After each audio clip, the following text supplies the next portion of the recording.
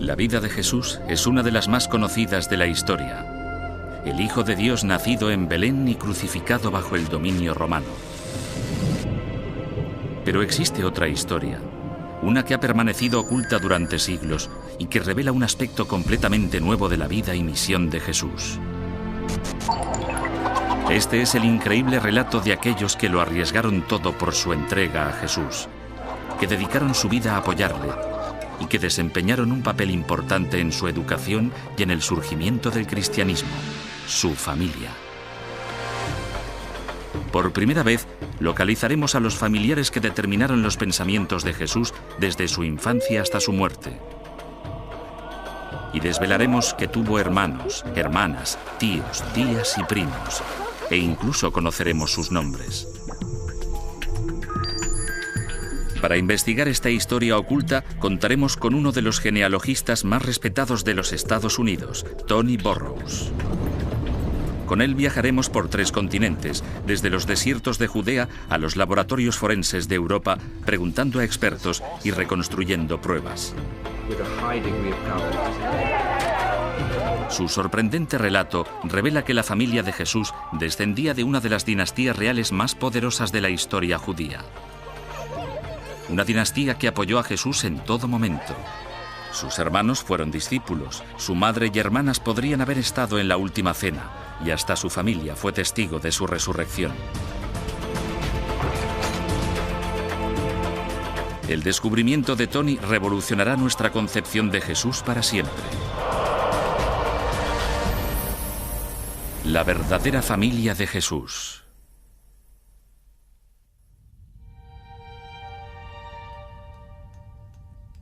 De acuerdo con los evangelios, da la impresión de que Jesús era hijo único.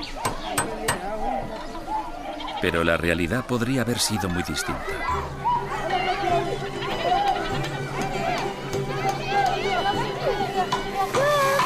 Otras fuentes nos desvelan que Jesús formaba parte de una gran familia.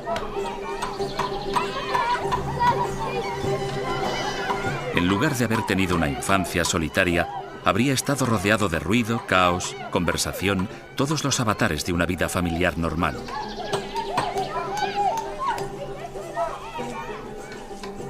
Pero ¿quiénes eran con exactitud estas personas y qué papel desempeñaban en la vida y misión de Jesús? La vida familiar de Jesús era alborotada y complicada. Tenía hermanos y hermanas, tenía hermanastros, gente con la que no siempre se llevaba bien. No se trataba de una familia sencilla. La atención se centra de manera espectacular en una persona, Jesús, de modo que se nos impide ver a los que quedan en la sombra, su familia.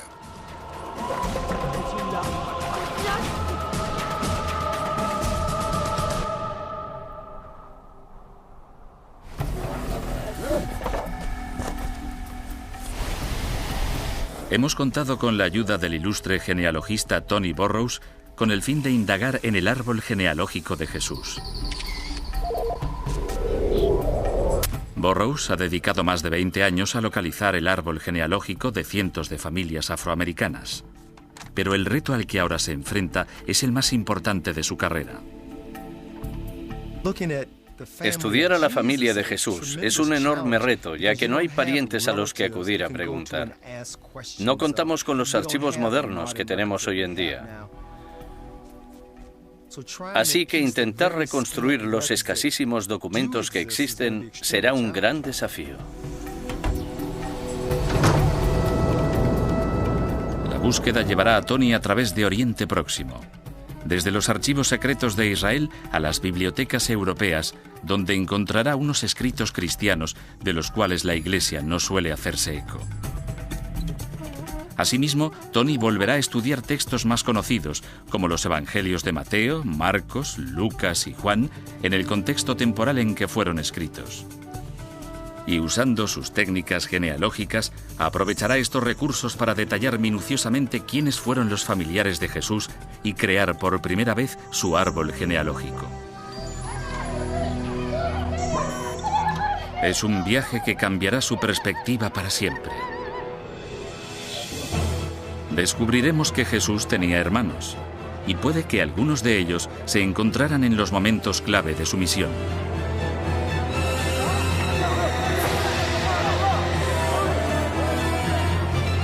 Conoceremos también que Jesús tuvo hermanas. Tony investiga cuántas fueron y cómo podrían haberse llamado.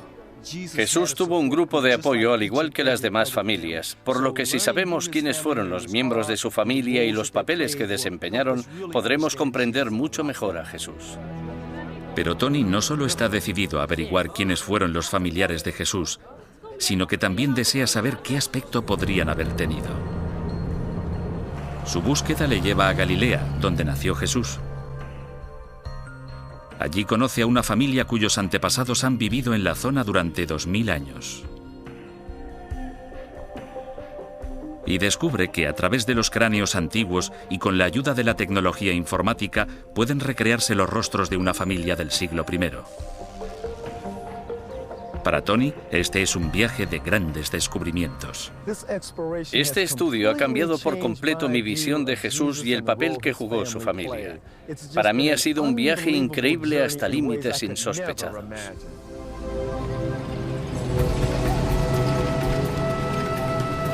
Conforme transcurra la búsqueda, Tony irá descubriendo que la familia de Jesús era bastante más grande e importante de lo que podría imaginarse. Pero ¿quiénes formaban esta dinastía galilea?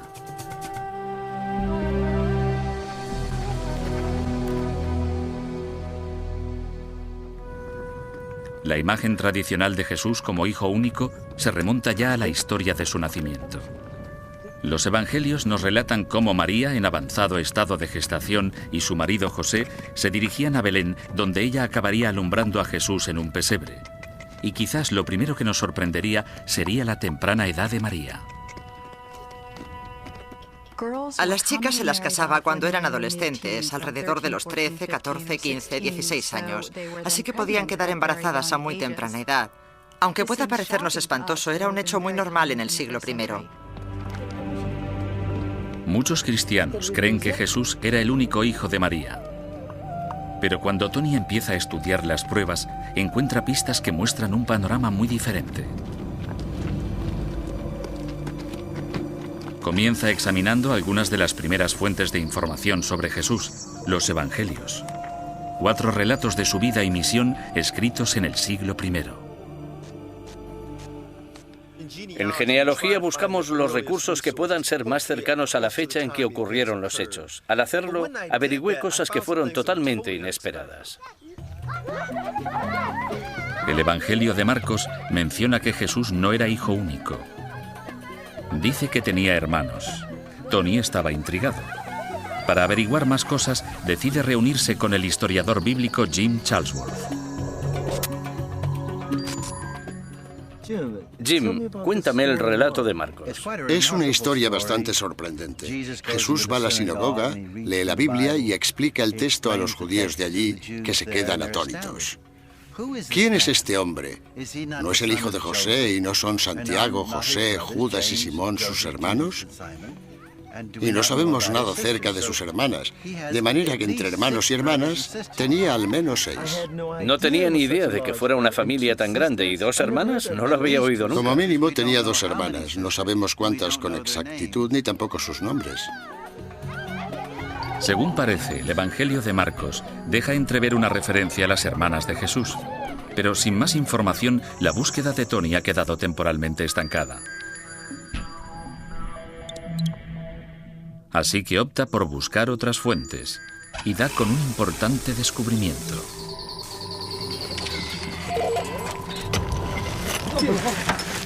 Durante siglos se venía pensando que los evangelios eran la única información sobre la familia de Jesús. Pero en 1902, unos arqueólogos que excavaban en Egipto descubrieron un antiguo texto sirio conocido como el protoevangelio o la narrativa de la infancia de Santiago. Lo que contenía en su interior desentrañaría secretos anteriormente ocultos sobre las hermanas de Jesús.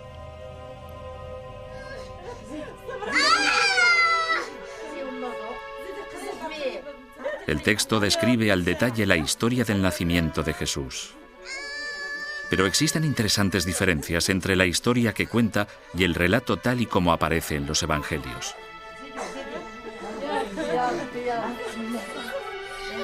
La narrativa de la infancia afirma que cuando María alumbró a su hijo, José no era el único que estaba presente.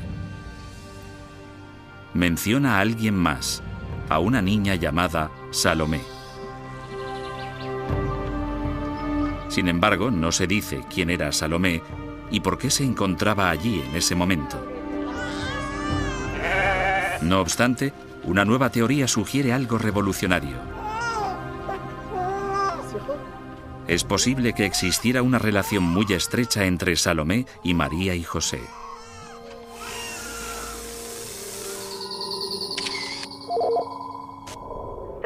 El texto no nos llega a decir quién es Salomé.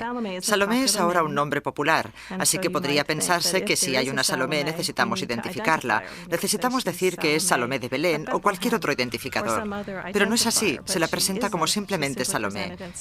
Y por eso el autor debe suponer que los lectores conocen cuál es su parentesco con José y cuál es su parentesco con María.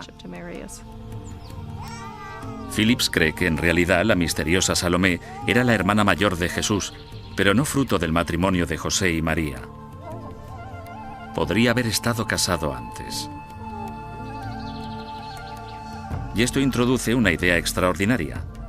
Puede que José hubiera tenido una esposa anterior. A fin de averiguar algo más, Tony viaja a Oxford para reunirse con el experto bíblico Mark Goodacre. Goodacre ha estudiado textos del siglo IV de los escritores cristianos Eusebio y Jerónimo que mencionan a Salomé. Mark, ¿qué sabemos de la primera esposa de José? Sabemos que José estuvo casado antes de casarse con María y diversas fuentes del siglo II nos lo relatan. Incluso fuentes más tardías la mencionan, la llaman Melca o Esca, y las fuentes hablan de cuando José era viudo y había tenido hijos con su primera esposa. Si aceptamos que José se había casado anteriormente, es fácil considerar que Salomé, la niña presente en el nacimiento de Jesús, podría haber sido su hija. En la narrativa de la infancia se dice expresamente que cuando acompañó a María, su segunda esposa, a Belén, no iba solo. Aquí tenemos una historia en la que José llevó a su prometida a su ciudad natal. Llevó a todos los miembros de su familia y luego se supone que llevó a sus hijas. En dicho contexto, es más razonable imaginar que fuera la hija de José que una desconocida.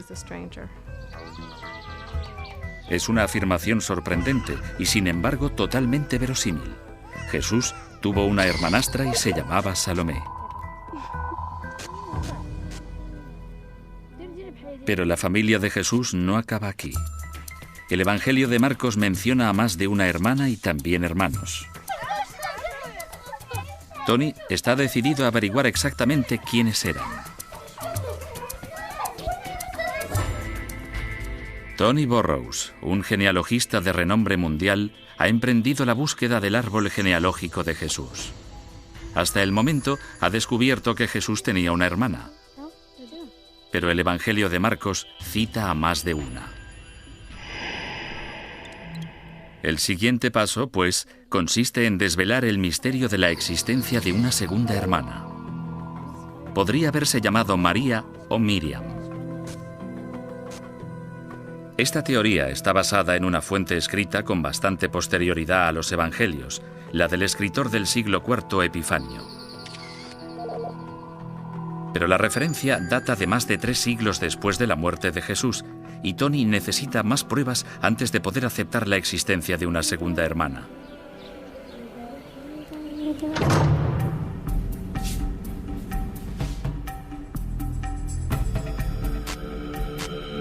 Un almacén de las afueras de Tel Aviv, en Israel, puede proporcionarle las pruebas que necesita.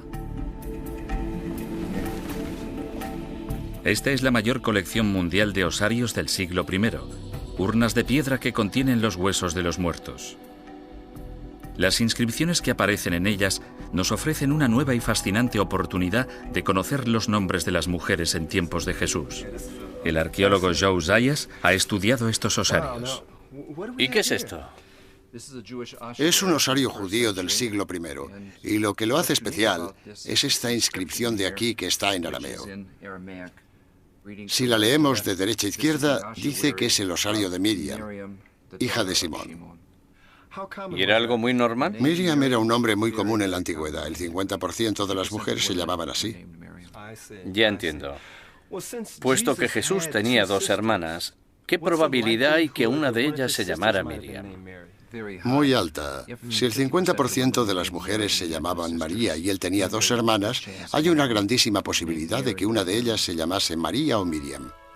Por lo tanto, las pruebas arqueológicas del siglo I concuerdan con las afirmaciones de los autores del siglo IV en cuanto a que Jesús tenía una segunda hermana que se llamaba Miriam o María, y dicho nombre hace pensar que, al igual que Salomé, podría haber sido su hermanastra. Al tener una hermana llamada María, es posible que no se la hubiera emparentado con María, la madre de Jesús, ya que el judaísmo prohíbe ponerle a un hijo el nombre de un familiar vivo. Por eso, si Jesús tenía una hermana llamada Miriam, tenía que ser de un matrimonio anterior de José. Parece probable que Jesús tuviera como mínimo dos hermanastras, Salomé y Miriam. Pero Jesús no tenía solamente hermanas. El Evangelio de Marcos también menciona a 4 hermanos e incluso da sus nombres. Para Tony, la búsqueda de la familia de Jesús acaba de empezar. Pero ¿quiénes eran estos hermanos? El ilustre genealogista Tony Burrows ha dedicado los últimos 9 meses a buscar el árbol genealógico de Jesús. Hay textos antiguos que revelan que Jesús tenía hermanas y que José podía haber estado casado antes de conocer a María. Ahora, Tony encuentra pruebas de que Jesús también tenía hermanos. Yo pensaba que Jesús era hijo único. Nunca tuve el presentimiento de que tuviera una familia tan grande. El Evangelio de Marcos asegura que Jesús no tuvo menos de 4 hermanos. Y lo que es más, el evangelista incluso les da un nombre: Santiago, José, Simón y Judas. Esto suscita un nuevo desafío para Tony. Me gustaría averiguar la relación que dichos hermanos tenían con Jesús. ¿Eran hermanos de sangre? ¿Eran hermanastros o una mezcla de ambas cosas? Un texto antiguo, la narrativa de la infancia de Santiago, arroja nueva luz sobre la relación entre Jesús y sus hermanos. Especifica que los hijos de José estaban con él y María cuando éstos iban camino de Belén. Lo que quiere decir que algunos de los hermanos de Jesús procedían del matrimonio anterior de José. Pero, ¿cuántos y quiénes eran? Es un asunto delicado. La doctrina católico-romana afirma que María fue virgen toda su vida, incluso tras el nacimiento de Jesús. Esto implica que los 4 hermanos de Jesús no eran hijos de María, sino que fueron fruto del primer matrimonio de José. Pero si todos los hermanos y hermanas eran hermanastros, significaría que la primera esposa de José dio a luz 6 hijos, lo que para algunos expertos representa un problema.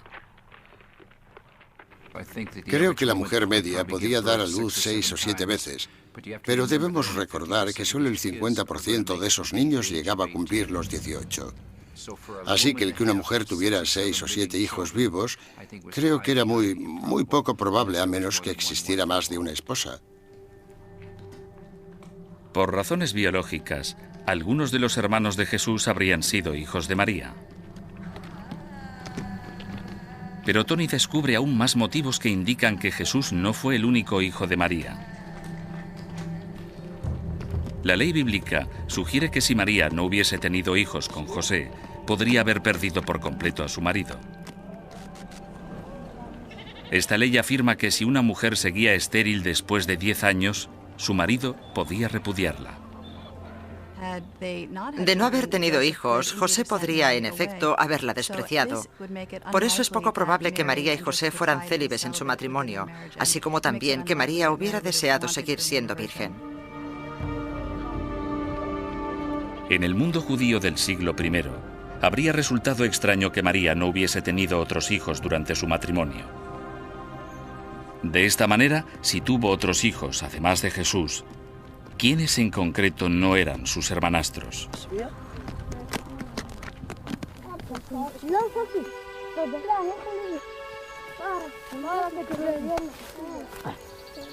Puede que hallemos una pista en los nombres de los niños mencionados en los evangelios: Santiago, José, Judas y Simón.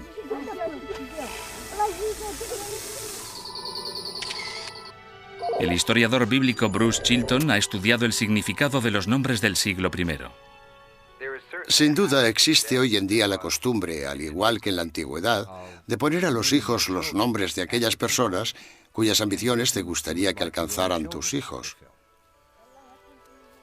En el siglo I en Galilea, los judíos ponían a sus hijos los nombres de grandes héroes de la fe pertenecientes al pasado de Israel.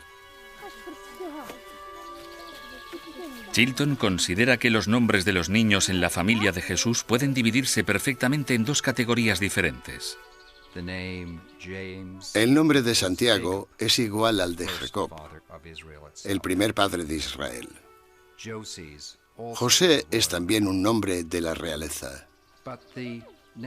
Pero los nombres de los dos últimos hermanos, Simón y Judas, vienen de héroes militares que habían invadido Galilea y la devolvieron al judaísmo.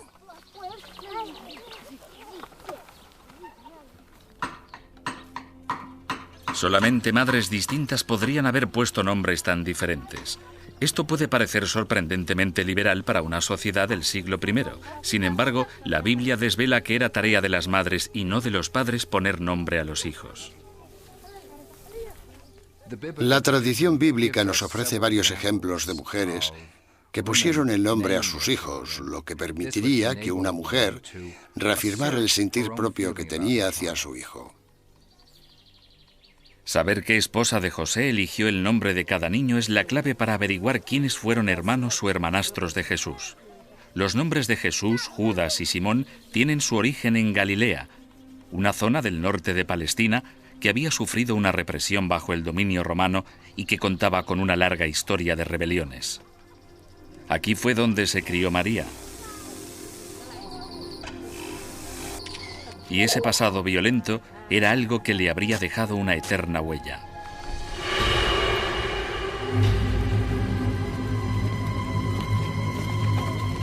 En los albores del siglo I, un grupo de galileos se había rebelado contra los romanos con consecuencias desastrosas. El levantamiento fue abortado y se afirma que 2000 personas murieron en la cruz. María, como muchos niños de esa época, habría odiado a los romanos. Esa opresión alimentó la esperanza de los judíos en la llegada de un rey guerrero que les ayudaría y guiaría, un Mesías. La experiencia de María puede contener la clave para discernir qué niños fueron suyos. Si buscamos el momento en que José unió su primera familia a la segunda, deberíamos emplear lo que indican sus nombres, el cada vez mayor nacionalismo que reflejaba las pasiones de María. Cualquier persona que llamara a su hijo Simón o Judas se estaría involucrando en este movimiento de nacionalismo militante. Y lógicamente se asocian con el nombre más militarista de todos los hermanos, el mismísimo Jesús, que procede de Josué, el mayor conquistador dentro de la tradición bíblica. Todo parece indicar que los hijos de María eran Jesús, Judas y Simón, y que a Santiago y a José se les llamó así en honor a unos reyes de Israel, donde José se casó por primera vez. Esto significaría que Jesús formaba parte de una gran familia con 2 hermanos menores, 2 hermanastros mayores y 2 hermanastras. Se cree que Santiago era el mayor de todos los hermanos. En el Nuevo Testamento, cuando se citan los nombres de los hermanos, Santiago aparece encabezando la lista como si fuera el primero, el principal, y por consiguiente, el mayor de los hermanos.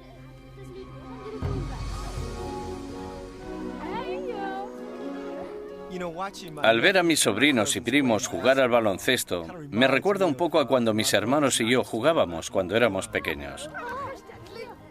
Y al recordar que entre mi hermano mayor y el resto teníamos nuestras diferencias, me hizo pensar en Jesús y sus hermanos. Estoy convencido de que él jugaba muchos juegos, puede que no al baloncesto, pero me encantaría saber qué relación tenían y si se llevaban bien.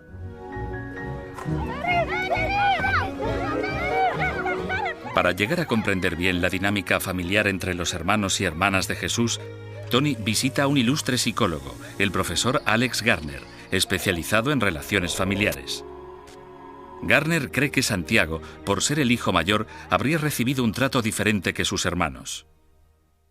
Todo el mundo aprecia a un primogénito, especialmente si se trata de un varón, porque asegura la sucesión y eso es muy importante.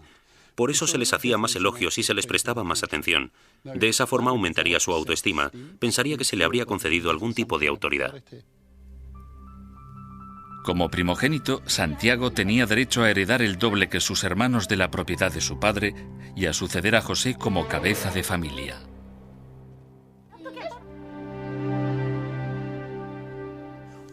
¿Cuál habría sido la relación entre Jesús y Santiago cuando Jesús entró en escena? Jesús era también primogénito del segundo matrimonio.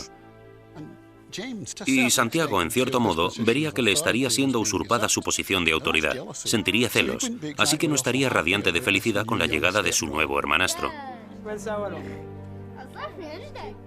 Pero la rivalidad entre hermanos no era el único motivo de tensión en la familia de Jesús.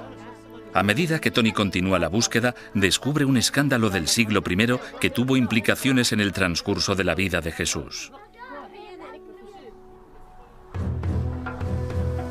El genealogista Tony Burrows, que sigue indagando en el árbol genealógico de Jesús, ha descubierto que Jesús tenía 2 hermanastras, 2 hermanastros y 2 hermanos. E incluso ha podido descifrar sus nombres. Pero el resto de la familia todavía permanece oculta. Uno de los pocos familiares que conocemos es su padre. En cuanto al padre de Jesús, existen 2 perspectivas distintas. Los cristianos creen que el padre de Jesús era Dios, otros piensan que fue José. Pero para la gente que vivía en el siglo I no estaba claro. Un auténtico misterio rodeaba las circunstancias del nacimiento de Jesús. Un misterio con grandísimas consecuencias para su vida y sus relaciones familiares.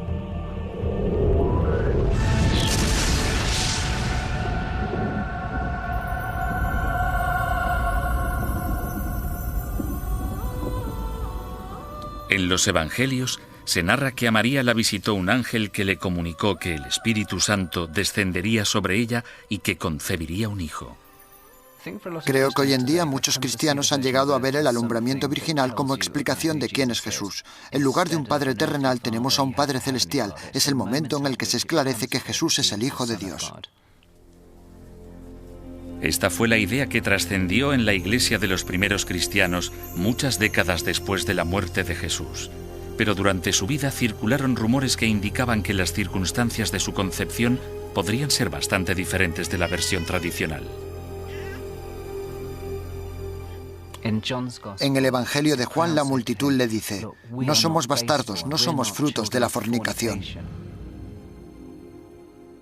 Como queriendo decir que Jesús sí lo era.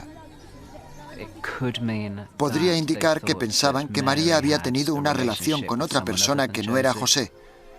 Y de hecho, algo en lo que todas las fuentes coinciden es en que sin duda Jesús fue concebido fuera del matrimonio. Parece clarísimo que mucha gente sabía de un escándalo relacionado con el nacimiento de Jesús.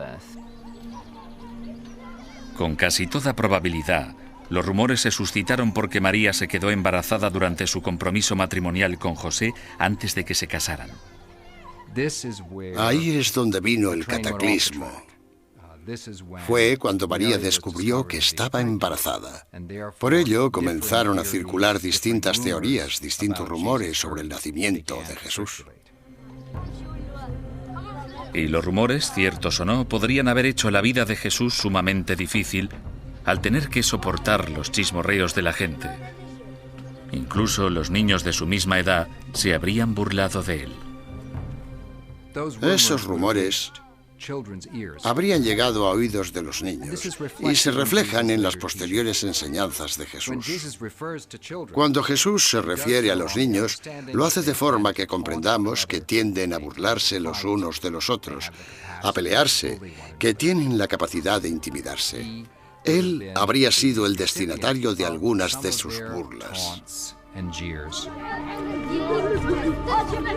Desde su niñez, Jesús pudo sentirse marginado por su comunidad.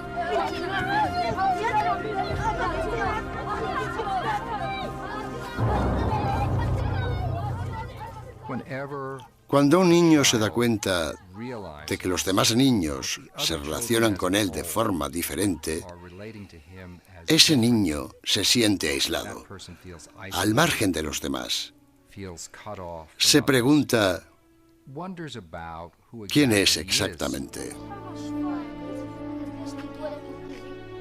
Puede que nunca conozcamos las circunstancias exactas del nacimiento de Jesús. Lo que sí sabemos es que los evangelios manifiestan que José se hizo cargo de Jesús. No tengo ninguna duda de que Jesús y José estaban muy unidos. Recordemos que Jesús escogió una palabra para Dios que fue la palabra Padre. Y creo que esto nos ayuda a comprender que debía haber tenido una relación muy cordial con su padre terrenal, José.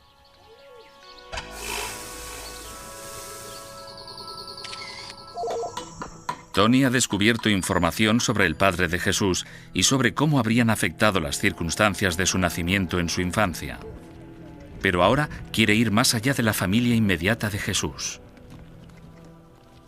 En la genealogía, la búsqueda más importante es identificar quiénes son los padres y los hijos. Luego ampliamos nuestra búsqueda para averiguar quiénes eran las tías, tíos y primos, porque todos ellos desempeñaron un papel en la vida de esa persona. Tony descubre que una de las figuras más famosas en el Evangelio podría haber sido el primo de Jesús.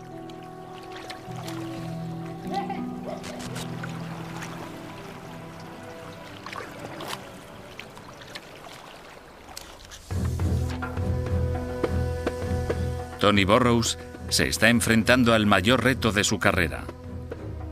Quiere averiguar quién fue la familia de Jesús y lo que ha descubierto por ahora ha sido extraordinario.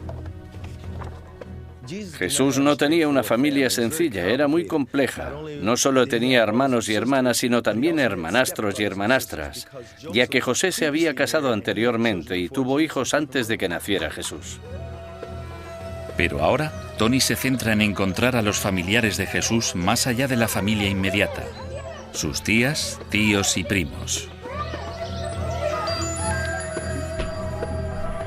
El Evangelio de Lucas proporciona a Tony la primera pista. Lucas menciona a una mujer llamada Isabel, de la que se dice que era prima de María.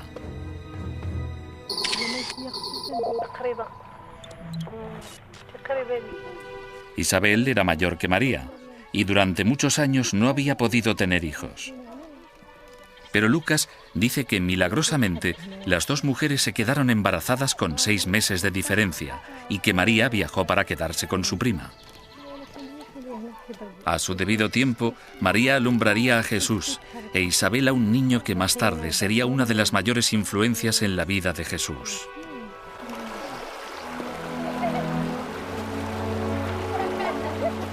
Juan Bautista. Uno de los personajes más importantes de la historia, podría haber sido el primo segundo de Jesús. Pero la relación exacta entre Juan y Jesús es controvertida. Algunos eruditos no están convencidos de que tuvieran parentesco. En realidad, en la Biblia nunca se les describe como primos. Se presupone por el parentesco entre María e Isabel. Algunos expertos consideran que Lucas pudo haberse equivocado. Creo que no había parentesco de sangre entre Jesús y Juan Bautista. En la antigüedad existía una tendencia a asociar a las personas que eran poderosas e influyentes directamente como si fueran parientes. Así que en este caso hay una tendencia en el Evangelio de Lucas a crear una línea sanguínea donde, en realidad, lo que hay es una relación espiritual mucho más importante. Sin embargo, otros expertos creen que el relato de los evangelios sobre la visita de María a Isabel implica que estuvieron emparentadas. Se dice que cuando estaban embarazadas, María viajó casi 160 kilómetros desde Nazaret, al norte de Israel, hasta la casa de Isabel, en el sur de Judea. No es lo típico que uno haría. No viajaría kilómetros y kilómetros para ver a un pariente muy lejano. Por lo tanto, Isabel y María tenían que ser familiares muy cercanas. Hay otro argumento convincente. El Evangelio de Lucas se escribió cuando todavía vivían miembros de la familia de Jesús, que podían haber puesto fácilmente en entredicho cualquier afirmación falsa. Así que, a fin de cuentas, las pruebas sugieren que la versión de Lucas es fidedigna. Isabel y María estaban emparentadas, y Jesús y Juan eran primos. Siempre pensé que Juan Bautista era un hombre mucho más mayor, alguien a quien Jesús admiraba y al que no conocía de antemano. Así que descubrir que en realidad eran primos me dejó anonadado. Pero no solo María tenía una gran familia. Parece ser que José también había tenido un hermano. Según el historiador del siglo III, Eusebio, el tío de Jesús era un hombre llamado Clopas o Cleopas en griego. Pruebas arqueológicas señalan que podría haber conocido muy bien a su tío. En el siglo I, las casas se organizaban en torno a los hombres de la familia. Padres, hermanos, hijos y sus familias vivían todos juntos alrededor de un patio central. Jesús habría crecido rodeado no solo por hermanos y hermanas, sino por tíos, tías y primos.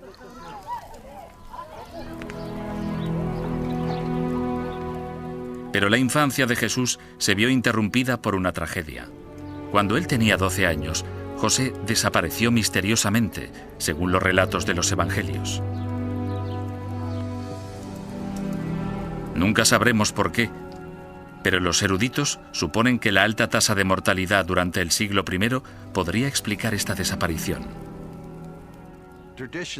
La tradición dice que José era ya un hombre bastante mayor cuando se casó con María.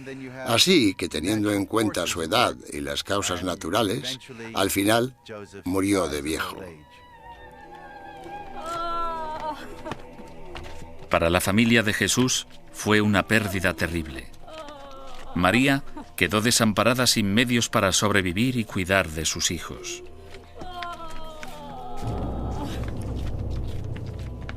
Y para Jesús, perder al hombre que había conocido como padre fue una tragedia. Creo que el suceso más doloroso en la experiencia más temprana de Jesús fue tal vez la muerte de José.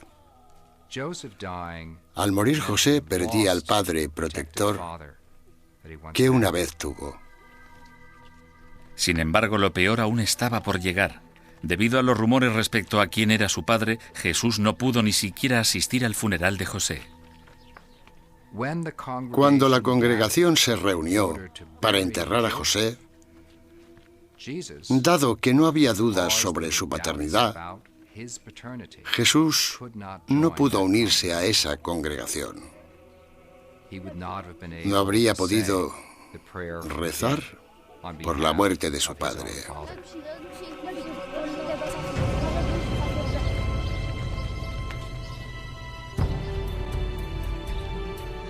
La pérdida de José marcó el final de la inocencia infantil de Jesús. Cuando mi padre murió, yo tenía poco más de 20 años y me hice hombre antes porque tuve que asumir más responsabilidades. Y supongo que Jesús, con 12 años, se hizo hombre a una edad más temprana.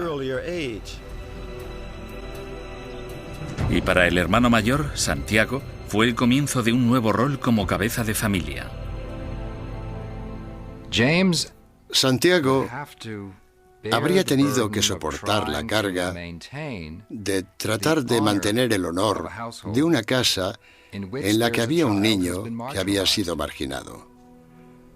Y considero que eso solo habría creado la mayor de las tensiones entre él y Jesús, su hermano menor.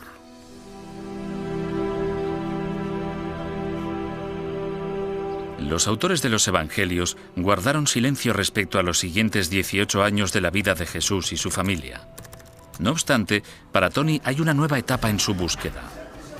Tras investigar acerca de sus hermanas, hermanos, padres y primos, ahora quiere saber el aspecto que podrían haber tenido. Tony descubre cráneos antiguos y se desplaza a Gran Bretaña, donde científicos forenses usarán la última tecnología para reproducir los rostros de una familia del siglo I.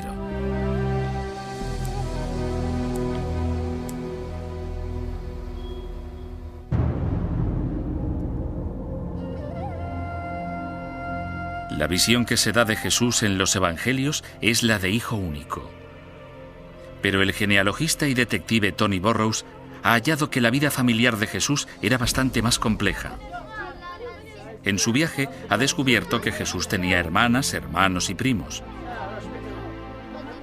Y como en cualquier clan familiar, tenían sus rivalidades, amistades y tragedias. Pero ahora Tony tiene la mirada puesta en averiguar qué aspecto podría haber tenido una familia de Galilea en el siglo I. La búsqueda de pistas conduce a Tony de regreso a Nazaret, la ciudad donde Jesús pasó su infancia. Recuerdo la imagen que tenía de Jesús cuando era pequeño, con el pelo rubio, los ojos azules, la piel blanca. Y sentado aquí en los lugares donde se crió, veo imágenes de personas muy diferentes y me estoy preguntando qué aspecto tendrían Jesús y su familia. Pero recrear el parecido de una familia judía del siglo I es una tarea de enormes proporciones. Por desgracia, las caras del siglo XXI no sirven de guía. Hoy en día, la gente de Israel es el resultado de 2000 años de migración dentro y fuera de esta zona de inestabilidad. Por lo tanto, lo que Tony necesita son cráneos judíos del siglo I.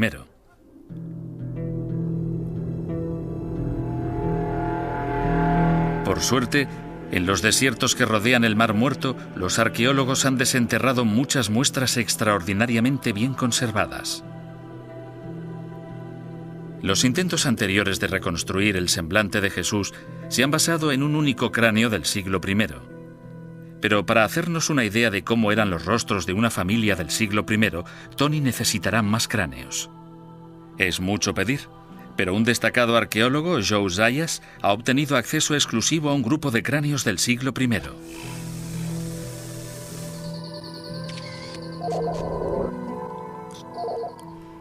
Lo que tenemos aquí son cráneos de 4 individuos del siglo I. Tenemos a un varón a la izquierda, a una mujer adulta y aquí tenemos a 2 niños o adolescentes. Lo que me fascina más es que si miramos los cráneos, vemos como esta zona es redonda, a diferencia de la mayoría de los Jesús con cráneos muy largos y estrechos que vemos hoy en día en las películas.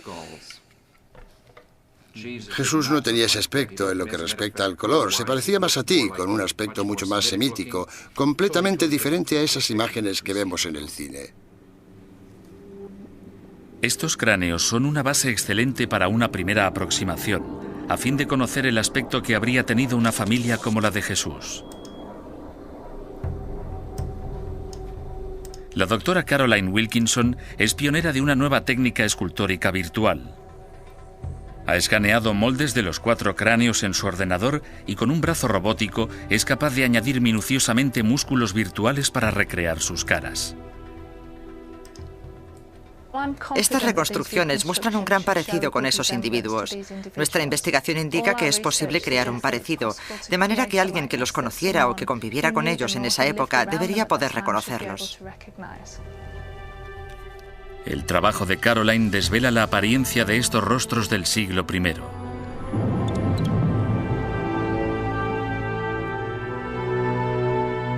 Pero este grupo de cráneos procede de la región del Mar Muerto, a unos 250 kilómetros de donde vivía Jesús en Galilea. Ahora el reto para Tony consiste en mejorar dichos parecidos a fin de que reflejen a una familia galilea del siglo I.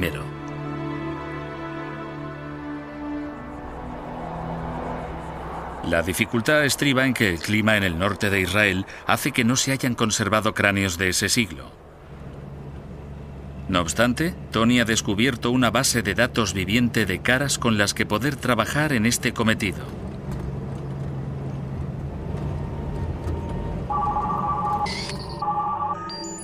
En los montes de Galilea, a solo 55 kilómetros de Nazaret, hay una familia que asegura haber vivido en la zona desde los tiempos de Jesús.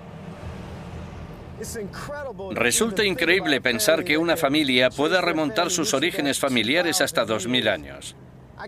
Yo solo pude remontar la mía hasta unos 200 años y tardé 20 años en hacerlo.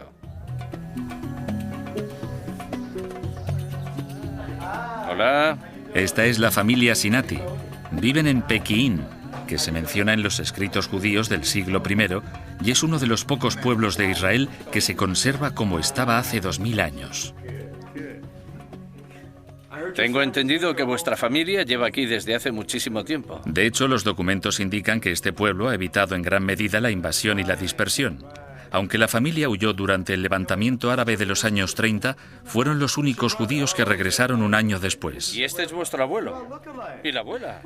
Así que los Sinati son la única familia que probablemente ha conservado los rasgos faciales de los judíos galileos de la época de Jesús. Al combinar las caras de los Sinati con las de los cráneos del siglo I, deberíamos obtener el mayor parecido posible de una familia como la de Jesús.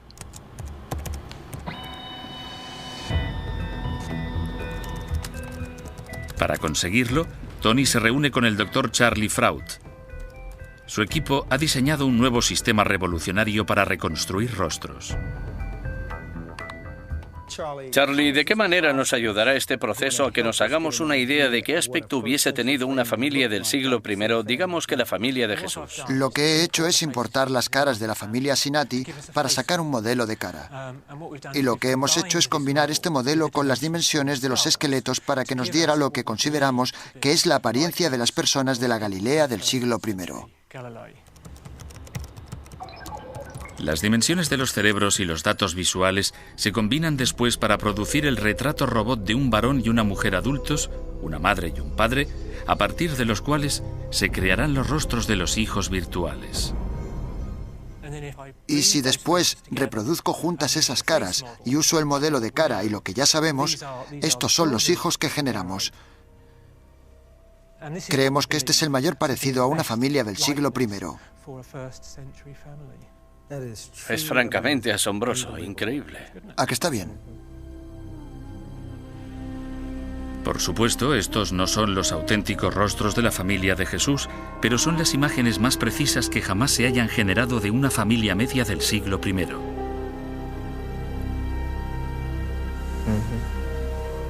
Para Tony, ver recreadas las caras ha sido una revelación muy importante, pero su búsqueda aún no ha acabado.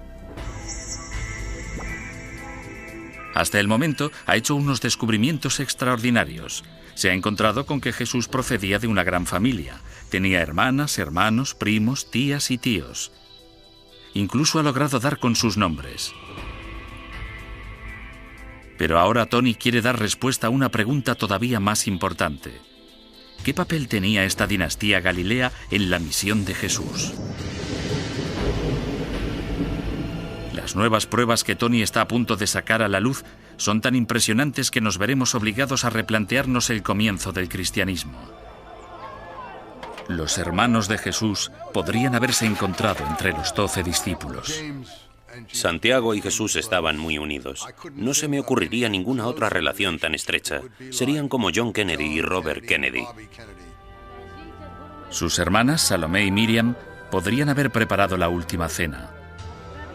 Y lo más significativo de todo, Tony descubre que fue la mismísima dinastía de Jesús la que lo arriesgó todo para encabezar el primer movimiento cristiano. Tíos, hermanos e incluso sobrinos convirtieron una secta judía en ciernes en una fuerza a tener muy en cuenta.